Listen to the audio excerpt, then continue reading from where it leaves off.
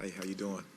Coach, where do for no one wants to be on the kind of losing streak you guys are on, but where do you feel like the guys' mindset is? You were here maybe much earlier in the season. Is there confidence that you guys can get out of this? Oh, absolutely. The guys are locked in. They're finding a way to get a win. I think it's piece by piece now. We had the last 3 games before was talking about our first quarter starts. We fixed that. You work out on getting stops, coming out with the right energy. You fix that. And then the next piece is, we find a way to step in and knock shots down. I think those are the other pieces of where we are with it. But there's a level of confidence in knowing what we're capable of doing. You just got to go out and prove it. You can't talk about it. Jamal, Tim McMahon said on an ESPN podcast this morning that you and Paolo might not be seeing eye to eye right now. When you hear that, what is your reaction? What do you make of comments like that? Yeah, I don't really have reactions to that. I think that's, outside opinion, which is the case, and everybody's fair to have their opinion on that. I think what me and Paulo have is a constant level of competitiveness that wants to find a way to get a win. No one's happy when you're on a losing streak, and there shouldn't be happiness on a losing streak. And so I don't give too much to those versus what's going on in our locker room is our guys have that edge that wants to find a way to get a win. Even though shots haven't been falling, have you liked both the pace that you're playing at and also the ball movement to get those shots? I think our pace in that Cleveland game early on was right. I think in the second half it slowed down a little bit. I think the more we can push the basketball with a level of intelligence as we go, I think is very important. And so in that fourth quarter, we have to keep the same pace but understand what's going on within the game to recognize matchups, to recognize scenarios. I think we've got to continue to improve there. And our guys are seeing it. They're talking about it on film. We're going through it in walkthrough. And so they're recognizing the things that we need to continue to do. As you mentioned, these are competitive guys. No one likes to be on a losing streak. How do you manage frustration that may be creeping in, or how do you kind of talk to players or help players kind of manage, staying locked in and not getting too frustrated with things not working out the way they were? I think you use it as fuel. You use that frustration, or the want to win as fuel to understand that it's not about the big, gigantic play within a game. It's the little things. It's the 50-50 ball. Can you dive on the floor to get that? Can you come together in huddles a little bit more and use that energy together? Those are the little things within the game that you can control. Regardless if a shot goes in or not, you can control the effort and the energy that you play with, and you use that frustration of not winning games 3 or 4 in a row as fuel to go get it.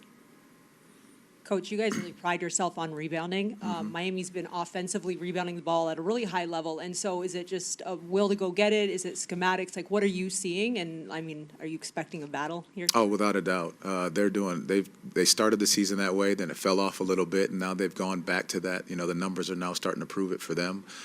Some of it is schematic, knowing where that ball bounces. You have to get your guards in there to rebound the basketball, that you don't get pushed underneath the basket, right around that free throw line area. But again, it's effort, it's energy, but then knowing where that ball is going to bounce a lot of times, and then it just becomes a fight down there to see who wants it more. These teams have faced each other 3 times, I guess 4 if you include the preseason game in Puerto Rico. 6. Yeah. It's been a lot. How do you, when you're meeting like this after those many times, what's the coaching battle like in terms of preparation? Yeah, Spo, obviously a Hall of Fame coach. What he's done and how he has his group playing is always what he's done, over his career. And so it's just the little things within games like this. It's the little timeouts, what they're coming out, how he's matched up, how he changes coverages, how he changes schemes. You just got to know those tendencies and prepare your guys for that as best as possible walking into those moments. But these are games where the little mini battles matter. The last 2 minutes of a quarter, how do you concentrate on execution and playing the right way?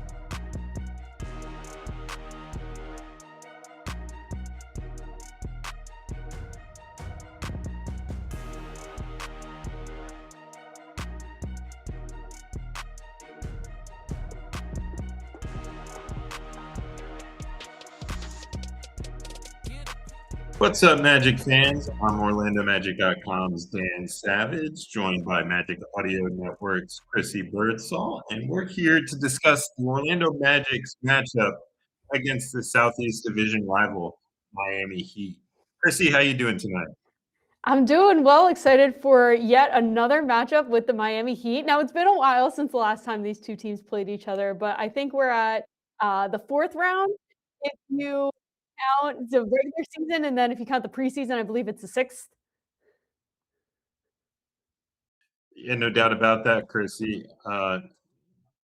It's tough to beat any team multiple times, but when you look at what the Magic have done this season, undefeated against the Heat in the regular season, undefeated against them in the NBA Cup, undefeated against them in the preseason, you know the Heat are going to be hungry for a win tonight.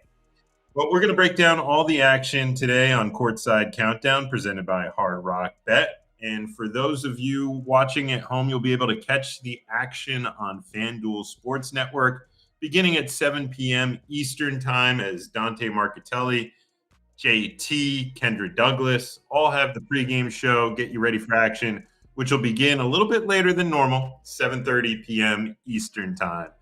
So, Chrissy, as we take a look at the matchup and start to break things down a little bit, one of the things that you were pointing out to me was diving into this series. It's unusual that this early in the season we have a 5-game sample size of what to look at. What have you seen from the first 5 matchups between these two teams?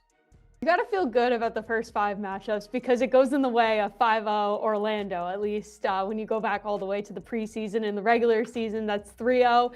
And in all of those matches, they've been very close. I mean, this is a team that I remember Jamal Mosley, that first game of the regular season, said it's a SPO coach team. They're always going to be physical. They're always going to give you everything. They're going to give you a full 48. They're going to play fast. That's something that the Miami team came into the season wanting to increase their pace. Orlando wanted to do that as well. And these matchups have been really fun to watch. They've all come down to the wire in one way or the other. Big rebounds, big meat threes at the end of the game. And that last matchup was the NBA Cup quarterfinal, and that was in Kia Center. And that was a huge matchup for Orlando, just for them to get that confidence to go to Las Vegas.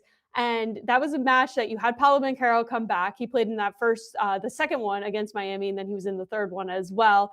Desmond Bane had himself a huge game in that one, and that was something that Eric Spoelstra, after the game, he gave Bane his flowers of just how well he did in that game, and we'll talk about it in just a minute, just what his numbers were. But this is a team, you mentioned it, Dan, it's hard to beat a team multiple times, and right now coming into it, Miami's got a lot of momentum coming in. They've won, I think, the last 3 of their 5. And for Orlando, they are desperately looking for a win. Losing their last 4, they need to get back on track. But, if the history serves us right, at least in the last season, you got to feel good about Orlando's standings coming into today.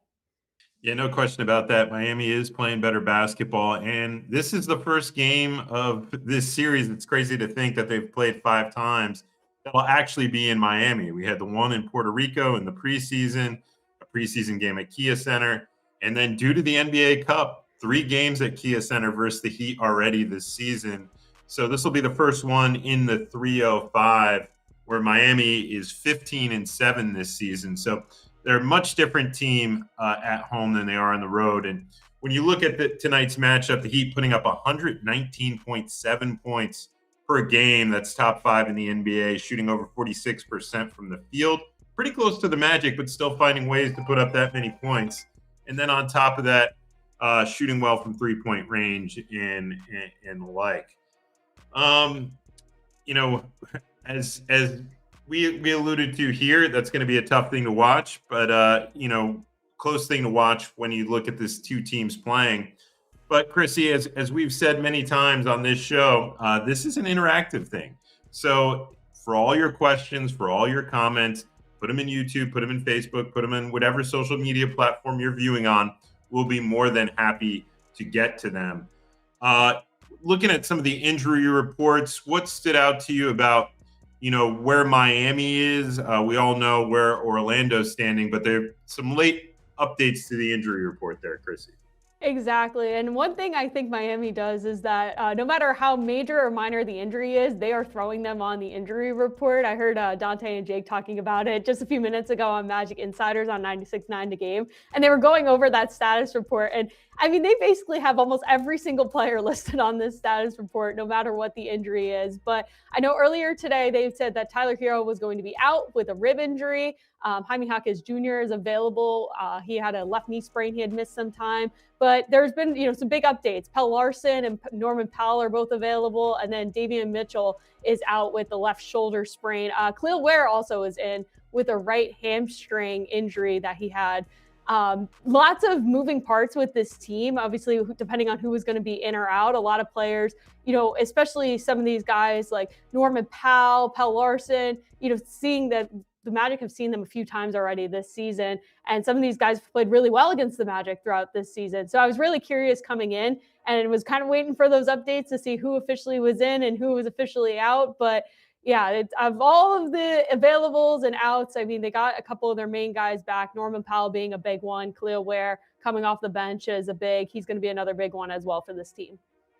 Yeah, no doubt about that. And so getting to some of your comments and questions, I see some trade proposals, both for the Heat and Magic on various social media platforms as team employees. It's not a Magic rule. It's not a Heat rule. It's an NBA rule that team employees cannot speculate on any trades of any kind. It's a violation of the CBA. As much as it's interesting and entertaining and love to be able to dive down the road for you, it would be a violation of the CBA and I would get fined.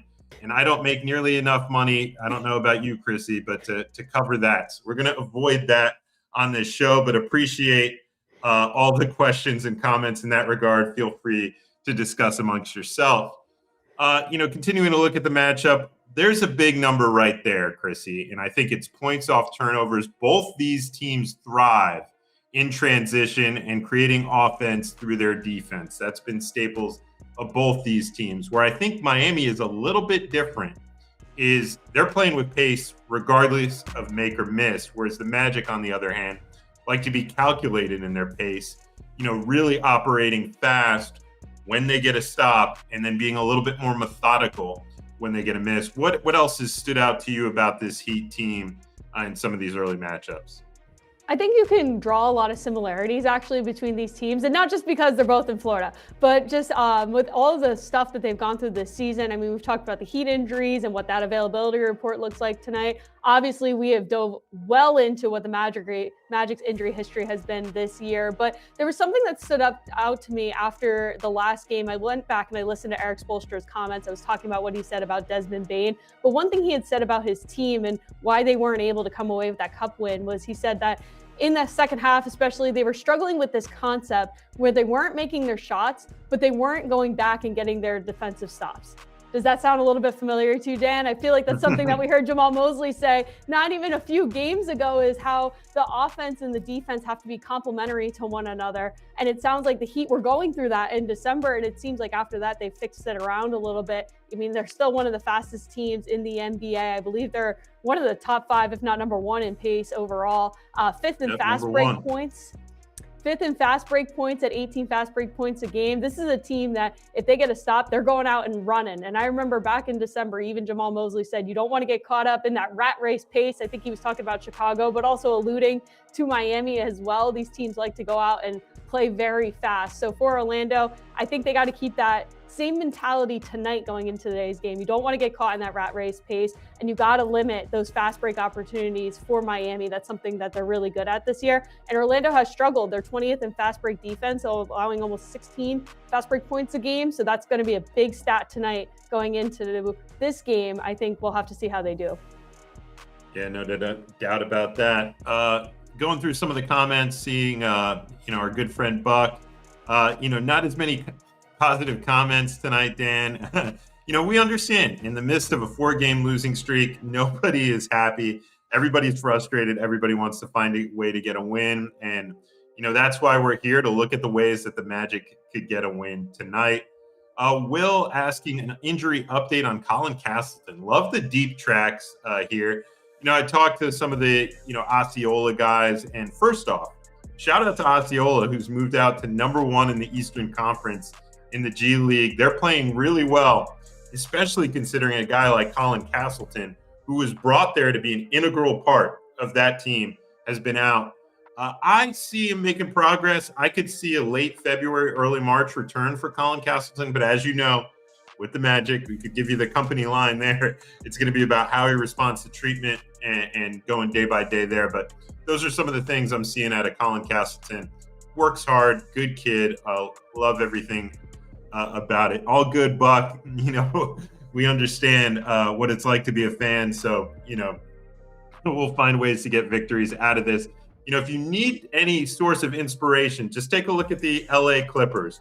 Struggling immensely early in the season, when they came into Orlando. Everybody was talking about blowing the team up, giving up on certain guys, head coach, etc. And then they go 15-3, and they're the hottest team in the NBA right now. So things can change in an instant in the NBA. Taking a look at Paolo Banchero warming up right now out there with God Shamgod, who's had such an impact on a number of the Magic's young players early in the season, and really a good addition to Magic head coach Jamal Mosley's training staff.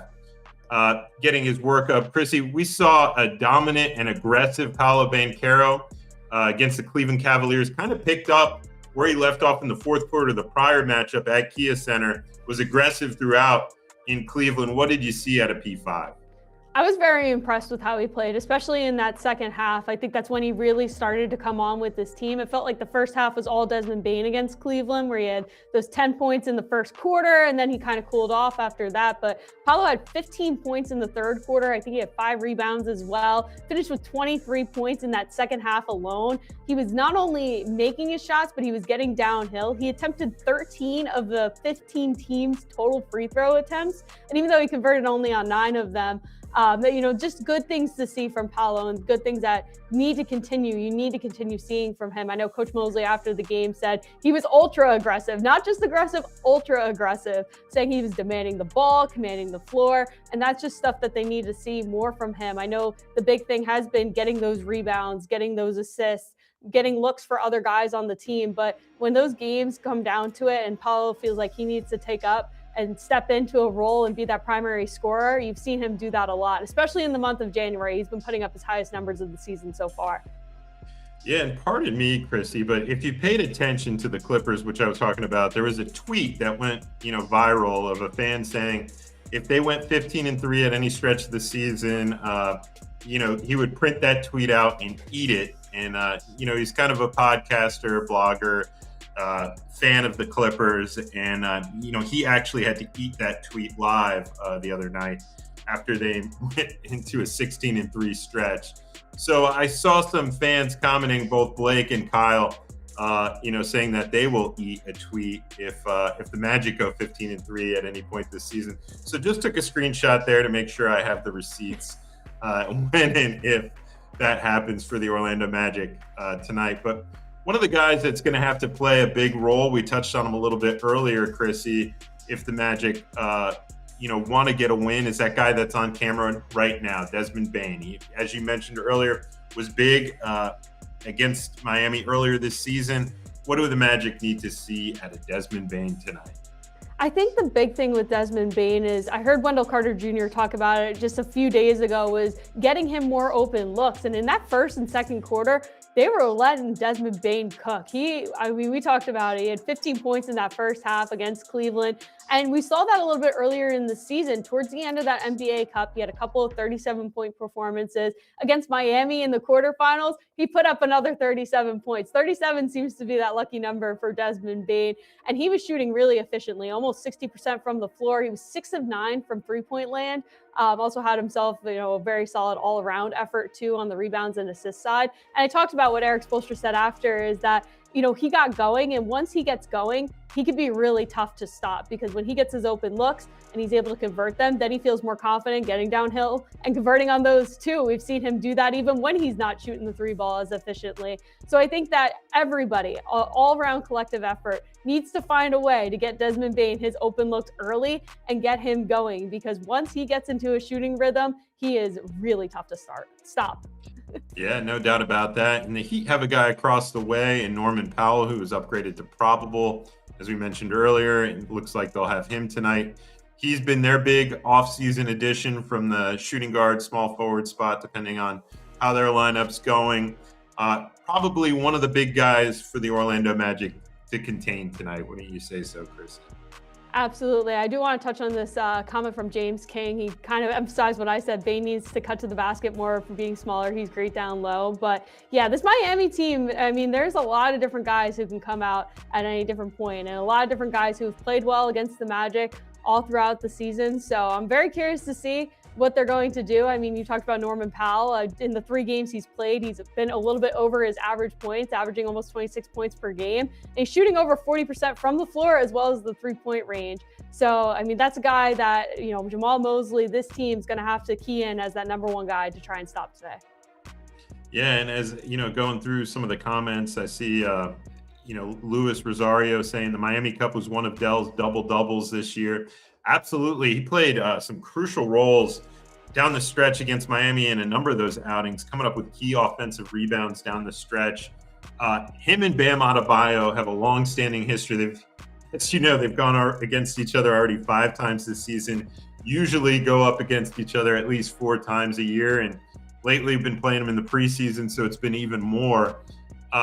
Those guys know each other's games extremely well. Dell might get some people with the pump fake. Going to be harder to get that with Bam. Bam might get some people, not used to seeing a big man with the type of versatility he has, his movements, when Dell knows them all so well. So it's usually a hard-fought matchup between those two, and they have a lot of respect for each other.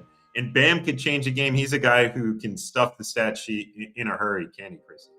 Absolutely. It's all going to come down to those effort plays, the boxing out, grabbing boards. I'm looking on TikTok, a couple of comments here from Toots Magoots. Effort, just give effort. And that's the big thing about this team, is that it feels like the effort's been increasing over the last couple of games, but you heard the players say it, you heard Jamal Mosley say it, that they have to sustain that over a full game. We've seen them get off to a little bit of a better start. I mean, we saw that in the Cleveland game on Monday. They had themselves a very solid first quarter. I believe it was 32 to 22 in the way of Orlando. But then once Cleveland got going, they completely flipped the script around. And when you look back at those Miami games, the first quarter, especially in that NBA Cup, was not the best for Orlando, but they turned it around that second quarter, put up 39 points, and they were able to come away with that win. So however they can string together a 4-quarter effort, especially when it comes to those effort plays, you're talking about those 2 big men down below, Wendell Carter Jr. and Bam. Those 2 guys, they're going to be fighting all night for those rebounds and those box outs, and that's going to be a huge key of who's going to come away with this one. No doubt about that, Chrissy. Well, we know we have to let you go. It's that time of the program that you go and do your regular job, which is with the Magic Audio Network, with Jake Chapman, Brandon Kravitz, etc. Tell everyone where they can listen to you tonight and what you got in store for them. Yeah, in about 15 minutes from now, Brandon Kravitz will be on the pregame show on 96.9 The Game. You can also listen on the Orlando Magic app, NBA League, Audio Pass, and Sirius XM. Jake Chapman will have the call from Kaseya Center at 7:30, almost at 7 o'clock, but it's half hour later, which we got to start getting used to because we're going to have a 7:30 tip as well on Friday. But he'll be down there against, as he calls them, the hated Heat. So a big rivalry matchup. And even though Orlando has clinched the series with those 3 wins already, this is going to be a huge matchup for both of these teams. So excited to hear it and listen to it and see it. It should be a really fun one, Dan. Yeah, I don't care how cold it is outside. It's always time to beat the heat. Well, thanks, Chrissy. We'll see you next time right here on Courtside Countdown, presented by Hard Rock Bet. Keep the questions coming in. I'll be with you here for a couple more minutes as we get ready for the Magic's 7:30 p.m.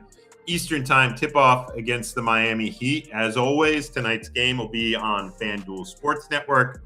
Dante, Jeff Turner, Kendra Douglas on scene, on site, down in Miami after some South Beach action, getting ready to call the game against the Miami Heat.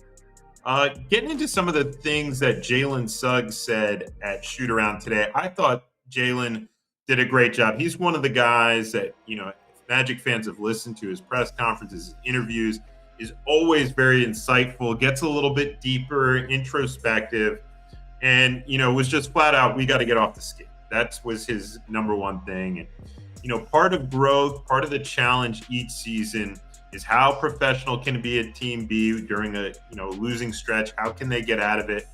And they really need from 7:30 to 10 p.m. for 2.5 hours full. Go out and handle business.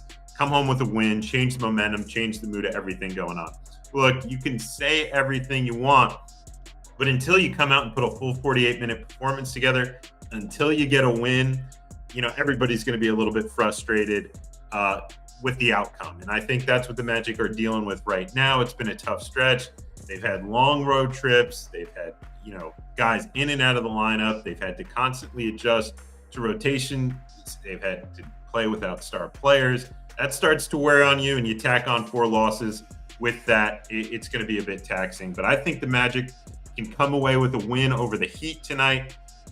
Beating the Heat always makes everything better. And I think a guy like Paolo Banchero, who we're seeing on screen, has done, a good job against them. He's given the Heat nightmares over the course of his tenure. And Desmond Bane has been a huge player against the Miami Heat as well.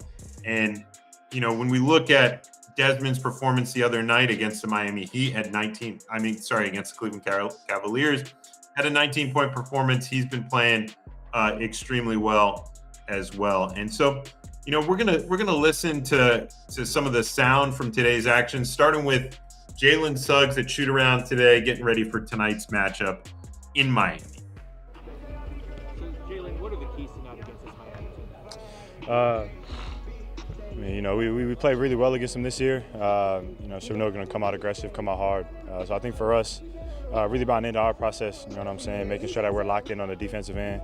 Offensively, we're getting good looks, and when it gets stagnant, we're catching that early, and getting a good possession where we move the ball, move our bodies, and really get great looks for our offense. But just to be bought in through the 48, not through a first quarter or a first half or for a first 3, but through the full 48 minutes of the game, being locked in to our process, and I think that'll carry us to where we want to go. Got to get off this skid, and that's a part of growth. That's a part of the challenge is, when it gets like this, how professional can we be in terms of coming out, forgetting the past couple nights, applying the things and the teaching moments, but forgetting the past couple nights and coming out and handling today. At 7:30 to 9:30, 10 o'clock, for 2.5 hours, can we come out and handle business so that we can go home with a win and again, just change the momentum, change the mood of everything that's going on. What does the half-court offense feel like out there? And I know you guys are getting open shots, but what do you think of the shots and the quality looks that you guys have got? Yeah, I think we just got to be consistent with the looks that we're getting. I think we've done a much better job to come out early and have intention about what we're doing. I just think as we get to 3rd and 4th, we got to stay with that process, continue to move and continue to find great ones, and trust the fact that in doing that, we will knock them down in due time, whether we miss a couple in the first half or not, just knowing that, shots are going to fall as we keep generating good looks. Is there keys to playing faster? I know you guys early in the year were playing much faster. Is there something you want to get back to doing more? Man, it's just an intentionality and an opportunistic. Off of misses, when we got numbers, we're out. Off of misses, when we have a mismatch in transition, we're out and we're taking advantage of that. And I think on misses, on makes, a simple thing, just not lingering too much off the basket that we gave up, but just getting it back out and forcing, them to get back and play defense. You sneak a couple, and we're talking about 6 points here, 4 points there. But, at the end of the game, when you look back at it, that's a 10-point swing where, that could either get you a win, get you back in the game, or whatever the case may be. So, I think just being opportunistic and, when we have them, taking advantage and finishing. Great hearing from Jaylen Suggs. So good to have him back in Orlando Magic uniform and playing out there on the court after an 8-game absence with that hip contusion. One of the things about Jaylen, he's just so introspective, bringing up all the issues that the team's having and ways to solve them. And I think the number one issue the Magic are having right now is the inability to knock down shots. That's been what's plaguing them. If you look against their game against the Cleveland Cavaliers, they had a number of open looks. They had the same thing against the Charlotte Hornets. Yet still, over the last 4 games during this losing skid, they're shooting just 30.9% from three-point range, the 4th lowest mark in the NBA over that span. Really becomes hard to scheme up offense around the basket when the way teams are choosing to play the Magic right now is double Paolo the second he puts the ball on the floor, run Desmond Bane off the three-point line, it can become a bit of a challenge. So what the Magic really need to do is move the basketball, step into shots with confidence, and at the same time, use their defense to create transition opportunities for their offense. That's when they've always been at their best. Some of the other things interesting about this matchup, I thought one of the things interesting about Paolo was he racked up 37 points, 10 rebounds against the Cavs on Monday. It's the 7th game of his career with 35 plus points, 10 plus boards. That's already the 4th most in Magic history, trailing behind only Shaquille O'Neal, who did it a whopping 45 times, Tracy McGrady, who did it 23 times, and Dwight Howard, who fittingly did it 12 times, just like D12 rocked on his jersey there. So Paolo already in some elite company in Magic history and doing his best to climb up the ladder and get ahead of guys like Dwight, T-Mac, and Shaq. Very impressive that he's already in that elite company and climbing his way up the board this early in his NBA career. Taking a look at some of the other things that are interesting about this matchup, I thought, Desmond Bane, we're seeing a lot of comments about him. When he was asked what the Magic have to do tonight against the Miami Heat, he had some simple things. He thought, physicality, number one. You already know a game with Bam Adebayo, the Miami Heat is going to be physical. 2 defensive-minded clubs, getting back to their defensive identity, guarding their yard, which I think has been so huge for the Magic's perimeter players. Suggs been on a minute restriction. They're without one of their best on-ball defenders for swing players in Franz Wagner. Then they also have to finish possessions, get out and run, and that'll all be key tonight. Well said by Desmond Bane, who's really impressed me as a leader on and off the floor. And so, when we look at some of the storylines for the game against the Heat tonight, number one, I think it's going to be limiting turnovers. That's going to be huge against this team. This Heat team thrives in transition and fast break points, top 5 in that category in the NBA. Number 2, play at your own pace. The Magic are good playing methodically in the half court. They're at their best when they get their stops and run out and create offense. But you can't get caught up in a track meet with the Miami Heat. That's the way they like to play, with that number 1 pace in the NBA. And lastly, just win. It doesn't matter what we say here. It's going to be so important to come out with a victory. I don't think there are any moral victories right now. It's just all about getting a victory in Miami. That's the only thing that can turn the tide right now, is coming away with a win. So important tonight.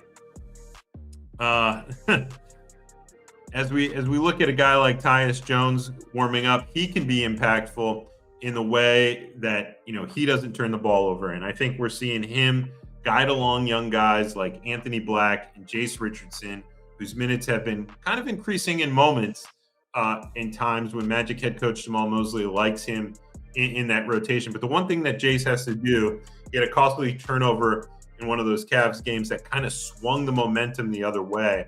I think, Tyus is going to be one of those guys that can help these young guys along and be, have such an impact.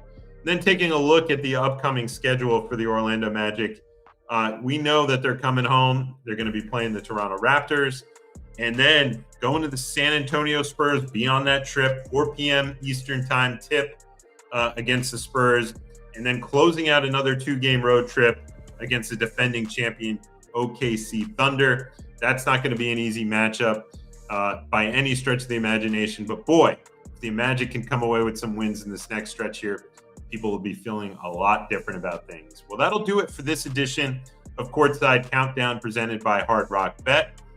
I'm Dan Savage. Shout out to Chrissy Birdsall with the Magic's Audio Network. Shout out to producer Jason Dewberry getting it done back home. We'll be back on Friday when the Magic take on the Raptors at 7:30 p.m. Eastern time. Remember that now. For all that action, Kendra Douglas will be hosting. Always good to be courtside with Kendra at that time. But in the meantime, tune in to FanDuel Sports Network. Kendra and JT are about to get it going. Dante Marchitelli will be on the call. And then we'll see you at home at Kia Center on Friday. See you then, Magic fans. Shorties from the West play it close to the vest. Sound off, I wanna hear it.